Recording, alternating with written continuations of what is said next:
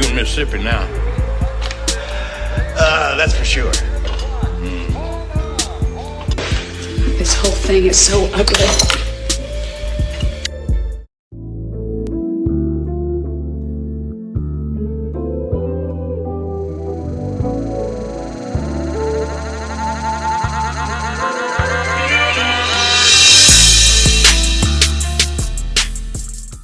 Yo, YouTube, what's going on? Trey back again, did y'all another video. Hope y'all are having a very great day. Hope y'all are having a very great week also. My day is going absolutely awesome. Big shout out to all the channel members, all subscribers of the Trey King Show family, and much love to each and every last one of you all. And you all, we have a story out of Mississippi by way of Taylorsville. And big shout out to everybody in the great state of Mississippi, everybody in the great city or village or town of Taylorsville. I'm not trying to be funny, I just don't know how big you all are because I've never heard of you all. But anyway, before I start the story, I want to send a special thank you out to my subscribers and also to my channel members for sending me this story. And also, keep those stories coming.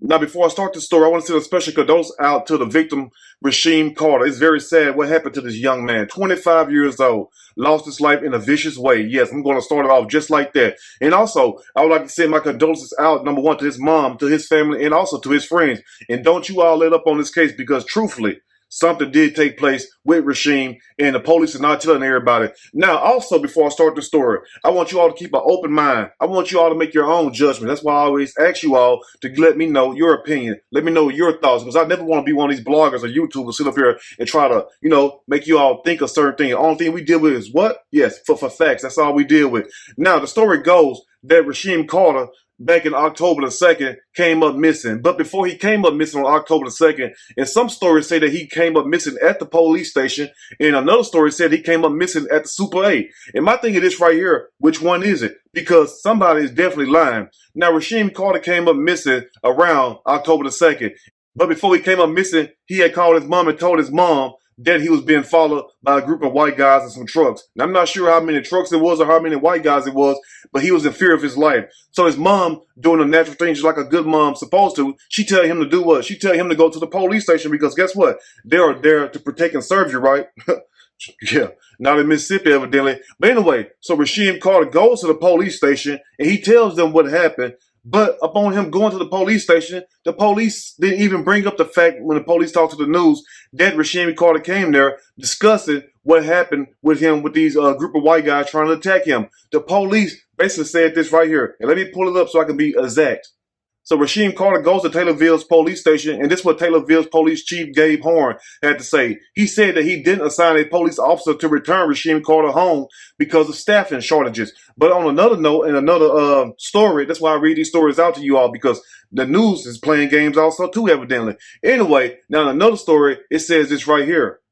Now, Rasheem Carter was on the phone with his mom, Tiffany Carter, while he was at the Taylorville police station. And also remember that the Taylorville police chief said the reason why they didn't give Rasheem Carter a ride back home was because of staffing shortages, as you all see right here. And also in another story, it says that the reason why the police did not take Rasheem Carter home was because it was out their jurisdiction. As you all can see right here, they say Laurel is out of their jurisdiction. So which one is it? Did you all have staffing shortages, or was it out your jurisdiction? So, lo and behold, the very next day, that happened to be October the 1st right there. So the very next day, October the 2nd, Rasheem Carter comes back to the police station. Yes, he comes back to the police station and pretty much telling them the same thing again. Now, I want you all to notice what Sheriff Joe Houston of the Smith County Sheriff's Office told the investigator and also the news station. He said in a report published in November that the man, Rasheem Carter that is, didn't say he was in danger when he went to the police. And guess what the excuse is that they gave? They never brought up the fact about these white guys following this guy in a truck or whatnot. So the sheriff says this. He says to them, he never seemed to be in any distress or anything, and he never mentioned anything about being in immediate danger, Houston told the news outlet. So notice how they said that right there. And also they tried to blame it on a roommate, like him and the roommate was having a problem. So I want to ask the family this. Did Rasheem Carter have a roommate? And also, the mom was on the phone with Rasheem Carter, and she told Rasheem Carter the second time he went that a family member was coming to pick him up. And the mom was on the phone with him. I don't know if the call was dropped or whatnot. I don't know if something took place at the police station, but the mom said Rasheem Carter was at the police station, and that's where he ultimately was last heard from. So I want you all to put your thinking caps on and ask yourself, well, what's the chances of these news stories getting this case wrong? And also, what's the chance of the sheriff leaving out the main reason why Rasheem Carter came to the police station was the fact that he was allegedly being followed by a group of white guys in some trucks. So how did the roommate come into play in this? It sounds like it's some cover-up. But anyway, we'll break the rest down as I read a snippet from this story. I'm going to read a quick snippet, and I am going to give my opinion. All of it. Surely, as we go, the family of Rasheem Carter, a black man found dead in Mississippi, alleges he was murdered. So I want you all to know this right here. I think the same thing. I think exactly he was murdered. It sounds like that he was abducted from the damn police station. I'm not going to sugarcoat nothing. It sounds exactly like that. Because if the mom, Tiffany Carter, was on the phone with him, and she had to be on the phone with him to let him know that somebody was coming to pick him up from the family or whatnot. So when the family members get to the police station, Rasheem Carter's nowhere to be found. But guess what? Pops up 30 days later, 20 miles away in a town called Laurel, in the middle of a wooded area, buried on private property. And they also say this property belongs to a guy who has a bunch of hogs. And you already know hogs will eat anything. So let's put 2 and 2 together and get 4. Now, they also say from people who are around the area is that the sheriff, in Laurel, and also this guy who owned his private property are very close friends. Anyway, now, on a Saturday in early October, Rasheem Carter, a 25-year-old black man, was visiting rural Taylorsville, Mississippi for work because he was a cook there. And they also say he was a good cook. Damn, he could have took his talents to Dallas or Denver or LA and just made a fortune. Anyway, now he called his mother in a panic. Some white guys were following him in 3 trucks, he said, and yelling racial slurs. He feared they would hurt him. And let me tell you all this also. The moment somebody threatens you, and the moment that you fear that your life is in danger, get help immediately. Number 1, get you a weapon, because guess what? Just in case you have to go, toe-to-toe with them, unless they got a damn gun, then unless magic, it's just no chance for you. But get you a weapon and call everybody that you can that will have your back. Don't call nobody who gonna question you and everything and asking you to hell like this. What did you do to them? Did you say something to them? You don't need people like that on the phone. You need some soldiers around you.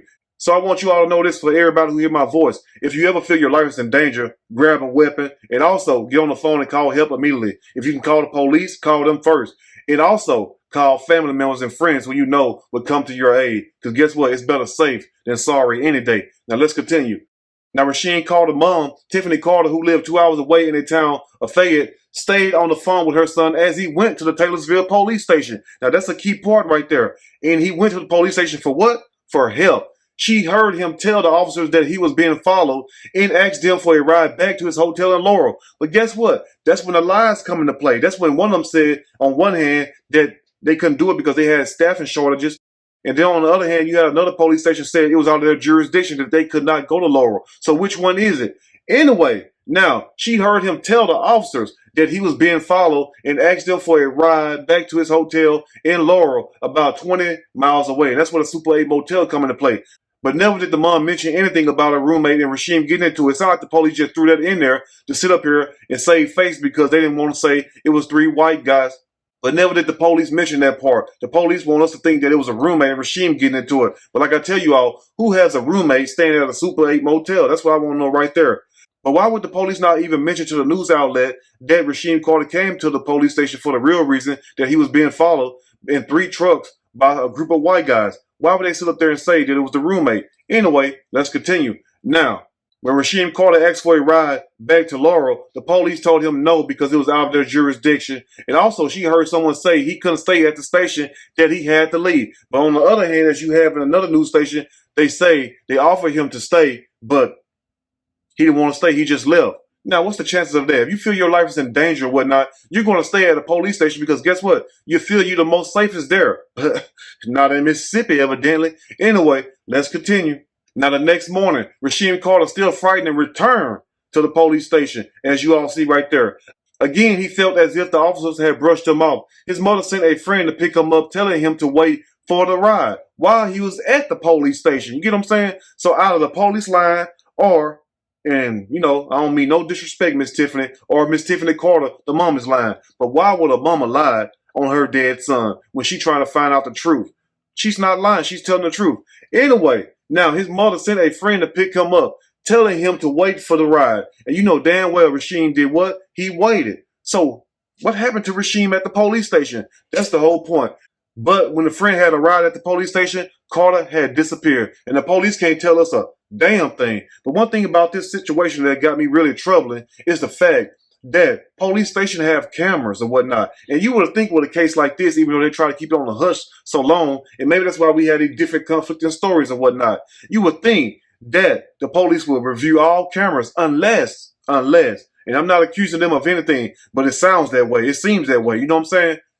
Unless they was the one involved or whatnot. Because how can a guy come to the police station and ask you all for help and saying that he's being followed by 3 trucks full of white guys and they're threatening to kill him and yelling racial slurs at him, and you all didn't even relay that message to the news station? You told the news station that Rasheem Carter came to the police station because him and a roommate was getting into it or whatnot, and he was in fear of his life then. And then on the other hand, they have them also saying that Rasheem Carter was in no distress and that also he was in no immediate danger or whatnot. So I'm asking you all this again. What do you believe happened to Rasheem Carter? But at the same time, just think about this right here. You know, how long does it take a body to decompose or whatnot? You know, all the way down to the bones. It takes more than 30 days, right? But also they said when they found Rasheem Carter remains, his skeleton, his skull or whatnot, it was all shattered. And also, not a tooth left inside of the skull or whatnot. And they want us to think that animals did that. And they also have in another story, they saying where a decomposed penis was found inside of Rasheem Carter's mouth. And I'm going to leave it right there so you all can see the, where it was written there. Because I don't want nobody to sit up here saying I'm trying to clickbait or lie on a damn thing, because it's sick to me to even think that. But we already know how certain groups feel about penises. Anyway, you all let me know what you think about this story. And once again, to the family and friends of Rasheem Carter, I am so sad for you all lost, because I look at this young man, they could have been my little brother, my cousin or something like that. You know what I'm saying? Or just the fact, it's just another human being, and that human being deserved to live. You know what I'm saying? Did not deserve this, what happened to him. Anyway, the family don't let up. And also, if anybody around there knows something, please contact Tiffany Carter and also Benjamin Crump, because they are the ones, who are pretty much got in this case. Anyway, you all let me know what you think about this story. If there's anything I may have missed or misinformed, which is not my true intent, please let me know in the comment section, or you can email me. We can talk about it more there. If you like the video, push that like button. If you like the video, subscribe to the channel, become a channel member. Also, share the video with your family and friends. Till next time, you all stay blessed, and I will see you all soon on the next Trey King Show. And guess what? I'm out.